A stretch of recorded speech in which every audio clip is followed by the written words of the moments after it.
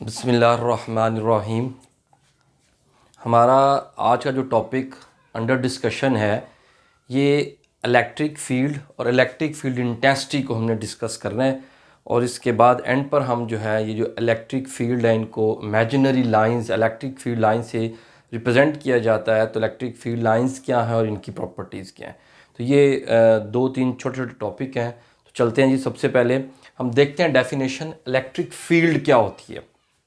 Field अपने लफ्ज़ से इसका मतलब जो है ना अंडरस्टैंड हो रहा है, समझ आ रहा है कि एक रीजन को कहते हैं, एक स्पेस को कहते हैं, को सरफेस कहते हैं, जिसको हम बोल रहे हैं फील्ड।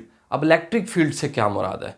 ये जैसे न्यूटन्स का लॉ ऑफ ग्रेविटेशन में हमने ग्रेविटेशनल फील्ड पढ़ा था, बिल्कुल लाइक इसी तरीके से इलेक्ट्रिक फील्ड हर चार्ज के गिर्द एक ऐसा रीजन आ रहा है, एक ऐसी स्पेस आ रही है जिसके अंदर अगर कोई और चार्ज आ गया तो ये वाला चार्ज, इसको हम जो है ना कह लेते हैं फील्ड चार्ज कहते हैं, ये उस पर क्या करेगा, फोर्स लगाएगा। तो फिर इस रीजन को जिसके अंदर वो किसी और चार्ज के आने पर क्या करता है, फोर्स अप्लाई करता है, अट्रैक्शन या रिपल्शन की, जो हमने कूलम लॉ में स्टडी की थी, तो उस फील्ड का नाम क्या है, वो इलेक्ट्रिक फील्ड। तो देखिए सबसे पहले इसकी डेफिनेशन तरफ आते हैं। The region around a charge in which it exerts a force on another charge. यानी जब कोई चार्ज उसकी ख़ास रीजन में ख़ास फील्ड के अंदर आता है तो फिर ये क्या करता है, उस पर फोर्स अप्लाई करता है। यानी ये एक मखसूस एरिया है, एक मखसूस रीजन है, फील्ड है। उसके बाहर अगर आप होंगे तो ये फोर्स आपको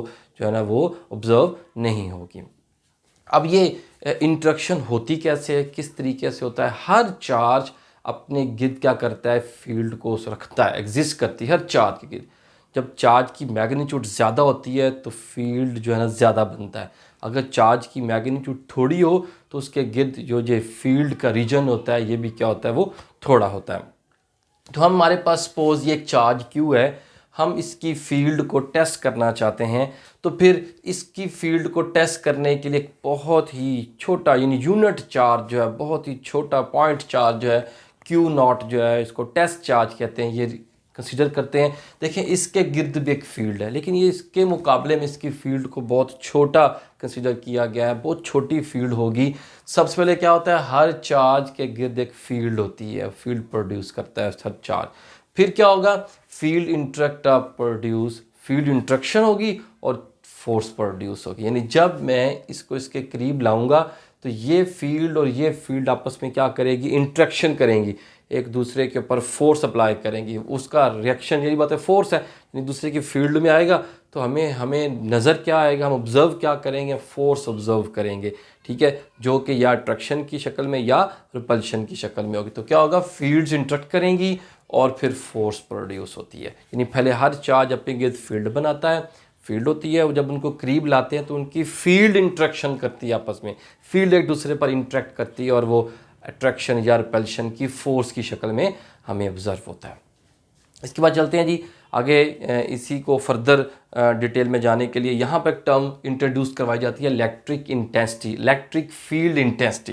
इलेक्ट्रिक इंटेंसिटी का लफ्ज़ भी यूज़ करते हैं बुक्स में, और इलेक्ट्रिक फील्ड इंटेंसिटी। इंटेंसिटी आम सादा लफ्ज़ों में शिद्दत को जो है ना कंसिडर कर रहे थे, उसकी मिकदार को, किसी चीज़ की मिकदार को बताना हो तो हम उसकी इंटेंसिटी की शक्ल में लेके आते हैं। तो यहाँ पर इंटेंसिटी से मुराद क्या है कि फील्ड की इंटेंसिटी यहाँ कितनी है, यहाँ कितनी, यहाँ कितनी, यहाँ कितनी, किसी भी पॉइंट पर जो फील्ड है उसकी इंटेंसिटी को चेक किया जाए। तो ये चेक किया जाएगा, हम देखेंगे, हमारे पास फार्मूला भी आएगा, अब चलेंगे देखेंगे कि ये जो फील्ड है ये एक जैसी नहीं होती। चार्ज के करीब इसकी वैल्यू और होती है, चार्ज से दूर जाना शुरू कर दें तो इसकी वैल्यू वेरी करना शुरू हो जाती है।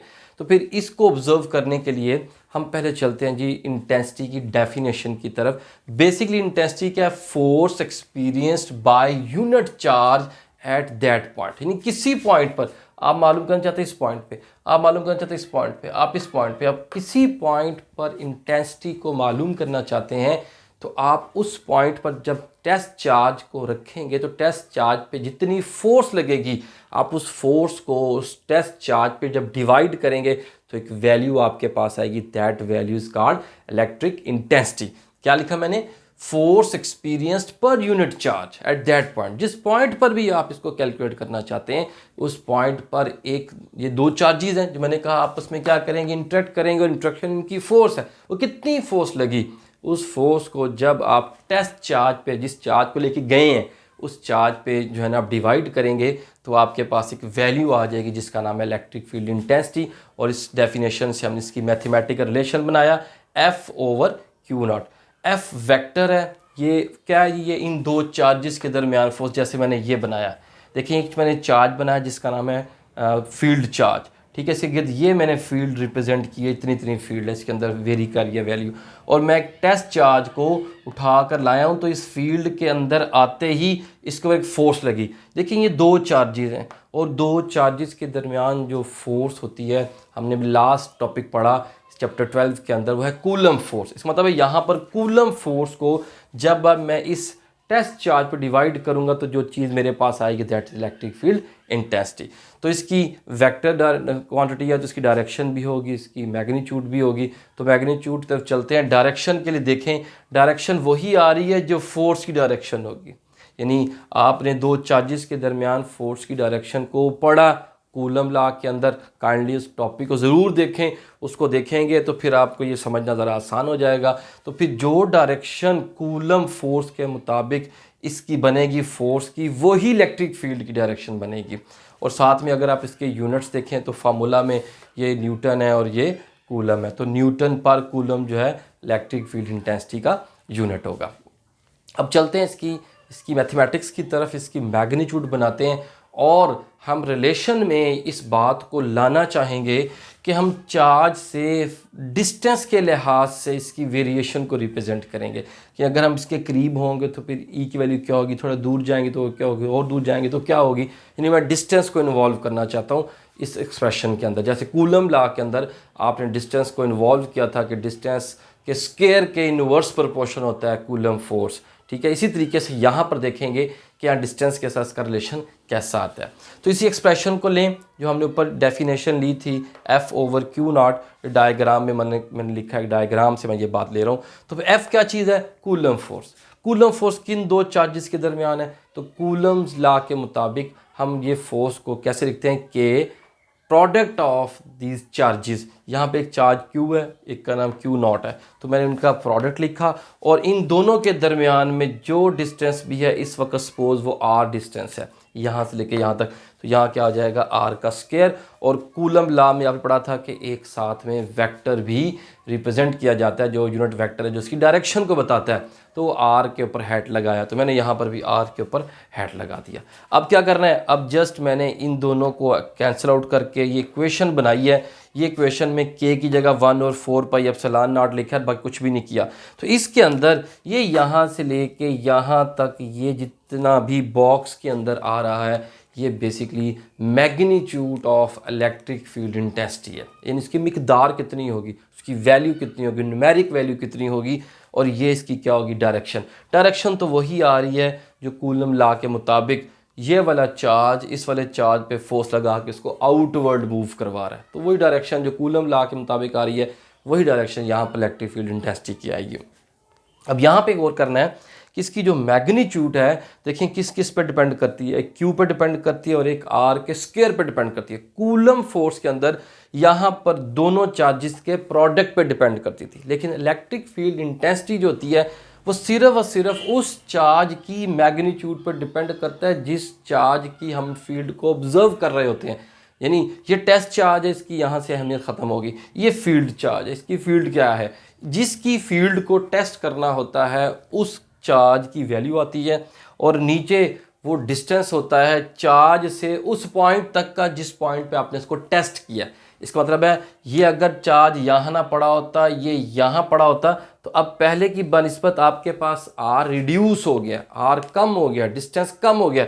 डिस्टेंस कम होगा तो इलेक्ट्रिक फील्ड इंटेंसिटी यहाँ पे क्या हो जाएगी, इंक्रीज हो जाएगी। इसका मतलब ये है जो हमें इक्वेशन में नज़र आ रहा है कि भाई जितना डिस्टेंस हम चार्जेस के दरमियान कम करते हैं उतनी उनमें फोर्स भी बढ़ती है, और फोर्स अगर बढ़ती है तो इलेक्ट्रिक फील्ड इंटेंसिटी भी बढ़ती है। इसका मतलब है चार्ज के करीब इलेक्ट्रिक फील्ड स्ट्रेंथ ज़्यादा होती है। जैसे जैसे चार्ज से अब दूर जाना शुरू करते हैं तो इलेक्ट्रिक फील्ड स्ट्रेंथ क्या हो जाती है, वो वीक होना शुरू हो जाती है। तो ये आपके पास electric field intensity, electric field क्या है और इलेक्ट्रिक फील्ड इंटेंसिटी के मैंने मैथमेटिकल रिलेशन बनाए हैं और इसको थोड़ा सा डिस्कस किया है। मज़ीद इसके एंटी टेस्ट के अंदर क्वेश्चंस आएंगे, वो लेक्चर्स आपके सामने आने वाले हैं। तो इनसे फिर हम इन कॉन्सेप्ट से जो है ना वो MCQs की तरफ चलेंगे ताकि हमें ये समझ आएगी कि हम ये बात पिक कर रहे हैं कि नहीं पिक कर रहे। नेक्स्ट चलते हैं जी। नेक्स्ट हमारे पास हैं जी कि इलेक्ट्रिक फील्ड लाइंस क्या होती हैं। इलेक्ट्रिक फील्ड लाइंस क्या है? देखिए जी, पहली बात तो ये कि इलेक्ट्रिक फील्ड लाइंस कोई फिज़िकली कुछ नहीं है, ये जस्ट इमेजिनरी एक सपोज्ड हमने पाथ रखे हैं, लाइंस रखी हैं, लेकिन ये सपोज भी ऐसे ही नहीं कर लिया।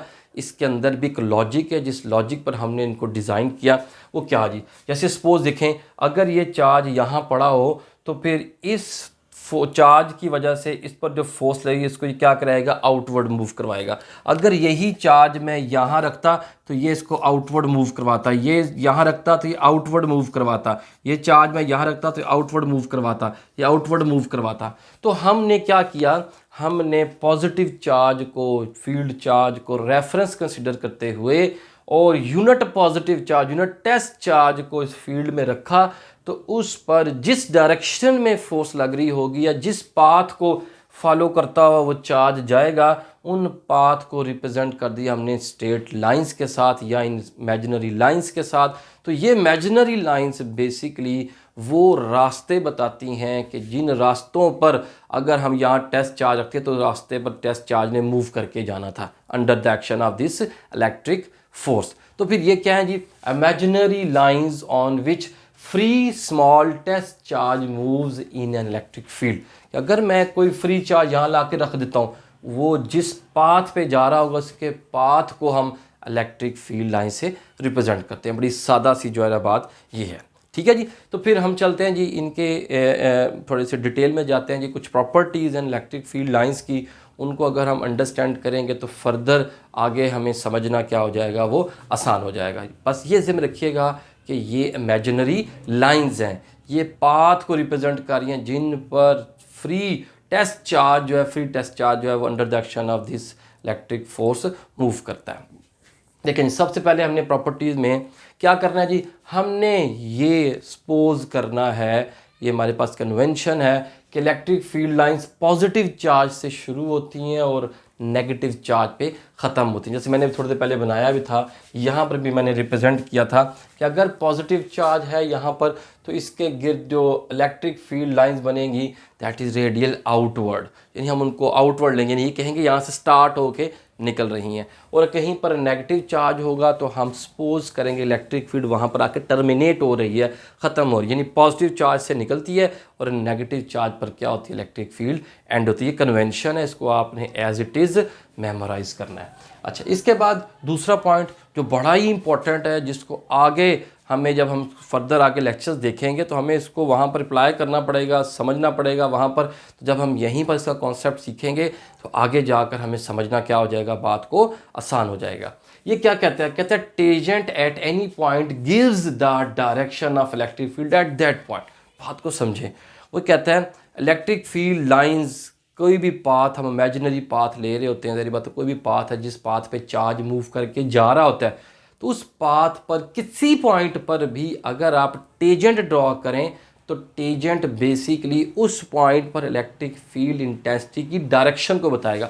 देखिएगा, मैं कहता हूं कि मैंने ये दो चार्ज लिए, पॉजिटिव और नेगेटिव चार्ज, और इनके दरमियान में यहाँ पर कहीं पर मैंने एक पॉजिटिव चार्ज रखा, तो positive charge, free positive charge, तो इसका मतलब है ये जो पाथ है ये फिर फ्री पॉजिटिव चार्ज जब इसकी दोनों की कॉमन फोर्स के साथ जो है ना कर लेते हैं मूव करेगा, ये वही पाथ होगा ना। तो इसका मतलब है मैं अगर देखना चाहूँ कि इस पॉइंट पर इस पर फोर्स या इलेक्ट्रिक फील्ड की डायरेक्शन क्या है, इस पॉइंट पर क्या है, इस पॉइंट पर क्या, इस पॉइंट पर क्या, क्योंकि स्ट्रेट लाइन नहीं है, इनकी डायरेक्शन एक नहीं है, डायरेक्शन हर पॉइंट पर वेरी हो रही है। अगर आप डायरेक्शन निकालना चाहते हैं तो डायरेक्शन निकालने का रूल ये बताया है, लाइक अगर आप इस पॉइंट पर निकालना चाहते तो इस पॉइंट पे आप टेंजेंट ड्रॉ करेंगे। आप इस पॉइंट पर निकालना चाहते जब ये चार्ज टेस्ट चार्ज यहाँ मूव करके आया था इस जगह पर, इसके ऊपर जो है किस डायरेक्शन में फोर्स लगी, तो आप उस डायरेक्शन भी फोर्स मालूम करने के लिए, इलेक्ट्रिक फील्ड इंटेंसिटी मालूम करने के लिए वहाँ पर टेंजेंट ड्रॉ कर लें। तो जो टेंजेंट होगा वो क्या बताएगा, उसकी डायरेक्शन को। लाइक अगर आप यहाँ करना चाहते हैं, यहाँ करना चाहते हैं, कहीं पर भी करना चाहते तो वहाँ पर आपने टेंजेंट ऐसी लाइन को कहते हैं जो सिर्फ उस पॉइंट को टच करके गुजरे, क्रॉस ना करे, कट ना करे, सिर्फ टच करके गुजरे। तो ऐसी पॉइंट को, ऐसी लाइन को हम क्या बोलते हैं, वो टेंजेंट लाइन कहते हैं। और उस पॉइंट पर जो टेंजेंट लगा हुआ है वो बेसिकली क्या बता रहा है, उसकी डायरेक्शन को बता रहा है। बड़ा ही इंपॉर्टेंट पॉइंट है, इसके ऊपर थोड़ा सा गौर कीजिएगा। तीसरा पॉइंट है जी, lines are closer where the field is stronger and further apart where the field is weak. क्या कहना चाहता है, आप कहीं पर भी ऑब्जर्व कर सकते हैं। आप यहाँ पर आ जाएं, देखें यहाँ पर चार्ज के करीब करीब फील्ड ज़्यादा मतलब है ना क्लोजली है दूसरे के। जैसे जैसे आप इस चार्ज से दूर जा रहे हैं फील्ड लाइंस खुलती जा रही हैं। यहाँ पे ऑब्जर्व करें, यहाँ पे ऑब्जर्व करें कि इसके करीब फील्ड लाइन ज़्यादा, थोड़ी करीब में बाहर जाते हुए फील्ड लाइंस खुल रही हैं। आप यहाँ पे आ जाएं, यहाँ मैंने बताया था किसी भी जगह पर देखेंगे यहाँ पे थोड़ी सी इंटेंसिटी करीब ज़्यादा शो की है और बाहर जाते हुए इसकी इंटेंसिटी स्पेसिंग थोड़ी सी कम शो की हुई है। इसका मतलब ये है कि जहाँ पर फील्ड स्ट्रेंथ ज़्यादा होगी वहाँ पर आप क्या देखेंगे कि फील्ड लाइंस जिनको हमने इमेजिन रखा हुआ है वो थोड़ा क्लोज़र बन रही होंगी। और अगर ये फील्ड लाइंस एक दूसरे से दूर हो रही हैं तो आप कह सकते हैं कि यहाँ पर फील्ड क्या हो रही है, वो as compare to previous one ये वीकर की तरफ जा रही है। ठीक है, तो ये तीसरा पॉइंट हमारे पास ये था। चौथा पॉइंट भी बड़ा इंपॉर्टेंट पॉइंट है, ये आपकी एक्सरसाइज के अंदर एक शॉर्ट क्वेश्चन भी है। तो यहाँ आप देखते हैं कहता है जी, no two electric field lines never cross each other. अब यहाँ पर देख भी लें, कहीं पर भी देखेंगे कि कोई दो लाइंस जो एक ही चार्ज की फील्ड से निकलती वाली दो लाइंस कभी भी एक दूसरे को क्रॉस नहीं करेंगी। ना इसकी और इसकी फील्ड जो है कहीं पर क्रॉस नहीं हो रही। क्रॉस होने का मतलब होता है, जरा इस बात को समझेगा, देखें ये एक फील्ड जा रही है, ठीक है, ऐसे एक फील्ड ये आ रही है, ये इस पॉइंट पे क्रॉस हो गई है। इसका मतलब है इस पॉइंट पर दो तरह की इलेक्ट्रिक फील्ड इंटेंसिटी है, एक इस डायरेक्शन में, एक इस डायरेक्शन में। ऐसा कभी नहीं हो सकता, ये फिजिकली इम्पॉसिबल। क्यों? क्योंकि ई एक वेक्टर क्वांटिटी है और वेक्टर की हमेशा एक ही डायरेक्शन होती है। अगर उसकी डायरेक्शन वेरी कर रहे हैं तो इसका मतलब है वो ई वेरी हो गया, वहाँ पर वेक्टर है, वेक्टर की एक मैग्नीट्यूड है, एक डायरेक्शन है। मैग्नीट्यूड दोनों की सेम हो सकती है लेकिन डायरेक्शन सेम नहीं हो सकती अगर वो मुख्तलिफ चीज़ें हैं। अगर तो वो एक ही चीज़ है फिर उसकी डायरेक्शन भी सेम है, उसकी मैग्नीट्यूड भी सेम है। ठीक है, तो ये बात याद रखिएगा कि ये फिज़िकली इम्पॉसिबल है कि आप ये कहें कि दो इलेक्ट्रिक फील्ड लाइन एक दूसरे को क्रॉस कर सकते हैं किसी एक पॉइंट पर। ऐसा पॉसिबल नहीं है क्योंकि उनकी डायरेक्शन वेरी हो जाएगी और डायरेक्शन वेरी होगी तो इलेक्ट्रिक फील्ड क्या हो जाएगी, वो वेरी। दो फील्ड तो हो सकती हैं वहाँ पर, लेकिन एक ही पॉइंट पर जब दो फील्ड क्रॉस कर रही हैं तो इसका मतलब है कि वो दोनों इस जगह पर सेम नहीं हो सकती। ऐसा पॉसिबल ही नहीं है कि क्रॉस कर जाएं, फील्ड क्रॉस करती ही नहीं है क्योंकि इस जगह पर, इस पॉइंट पर, इस फील्ड के इस पॉइंट पर एक ही वैल्यू हो सकती है इलेक्ट्रिक फील्ड की। अगर ये चार्ज की फील्ड है तो दो नहीं हो सकती। इसके बाद पांचवा पॉइंट है जी, यूनिफॉर्म और नॉन यूनिफॉर्म इलेक्ट्रिक फील्ड का। अब यूनिफॉर्म और नॉन यूनिफॉर्म इलेक्ट्रिक फील्ड से क्या मुराद है? अभी थोड़ी देर पहले मैंने यहाँ बात की थी कि अगर फील्ड लाइंस, ये सपोज हम ड्रॉ करते हैं जी, ये मैं फील्ड लाइंस ड्रॉ कर रहा हूँ और ये इस तरीके से ड्रॉ कर रहा हूँ कि ये ऐसे ऊपर की जानिब जो है वो इलेक्ट्रिक फील्ड लाइंस जा रही हैं। तो अगर ये ऊपर की तरफ जा रही हैं तो ऑब्वियसली यहाँ पर पॉजिटिव और यहाँ पर नेगेटिव रीजन होगा, यहाँ पे पॉजिटिव पोटेंशियल होगा या नेगेटिव पोटेंशियल होगा। तो देखिएगा इन तमाम लाइंस के दरमियान तकरीबन डिस्टेंस कांस्टेंट है, डिस्टेंस वेरी नहीं कर रहा। अगर डिस्टेंस वेरी नहीं कर रहा तो इसका मतलब है कि इनकी फील्ड भी वेरी नहीं हो रही। यही बात मैंने लिखी थी कि अगर फील्ड लाइन स्ट्रॉन्गर है, फील्ड स्ट्रॉन्गर है तो लाइंस करीब होंगी और अगर फील्ड वीक है तो लाइन दूर होंगी। लेकिन यहाँ तो ऐसा नहीं हो रहा, यहाँ तो इस रीजन से लेके इस रीजन तक फील्ड लाइंस के दरमियान डिस्टेंस कांस्टेंट है। इसका मतलब है फिर यहाँ पर फील्ड क्या है, वो यूनिफॉर्म है, कांस्टेंट फील्ड है। बट आप यहाँ आ जाएं, यहाँ देखें लाइंस के दरमियान जो डिस्टेंस है वो आस्ता आस्ता इंक्रीज़ हो रहा है। यहाँ आ जाए लाइंस के दरमियान डिस्टेंस वेरी कर रहा है, ये भी नॉन यूनिफॉर्म है, ये भी नॉन यूनिफॉर्म है, ये भी नॉन यूनिफॉर्म है, but this is a uniform electric field lines. तो ये कुछ प्रॉपर्टीज़ हैं, 5 प्रॉपर्टीज़ जो आपके सामने मैंने डिस्कस की हैं। ये आपको अंडरस्टैंड करना, इनको बुक से अगर आप रीड करेंगे, किसी भी बुक से आप रीड कर सकते हैं, टेक्स्ट बुक से कर सकते हैं, अपनी जो टेक्स्ट बुक है उसको लाजमी देखा करें। तो उससे आप देखेंगे तो आपको साइड पर इस तरह डायग्राम्स बनी हुई हैं और उन्होंने बड़े डिटेल में इसके ऊपर जो है ना वो 2-2.5 पेज पे लिखा हुआ है। तो आप उसको रीड आउट करेंगे तो आपको समझना बड़ा आसान होगा। लेकिन ये बड़ी इंपॉर्टेंट चीज़ें हैं, क्योंकि अगर आप इनको अंडरस्टैंड, इनका कॉन्सेप्ट बिल्ड करेंगे तो फर्दर चैप्टर में आगे चलना हमारे लिए क्या हो जाएगा, वो आसान हो जाएगा। किसी किस्म का क्वेश्चन हो तो कमेंट सेक्शन में आप क्वेश्चन पुट कर सकते हैं। Thank you very much.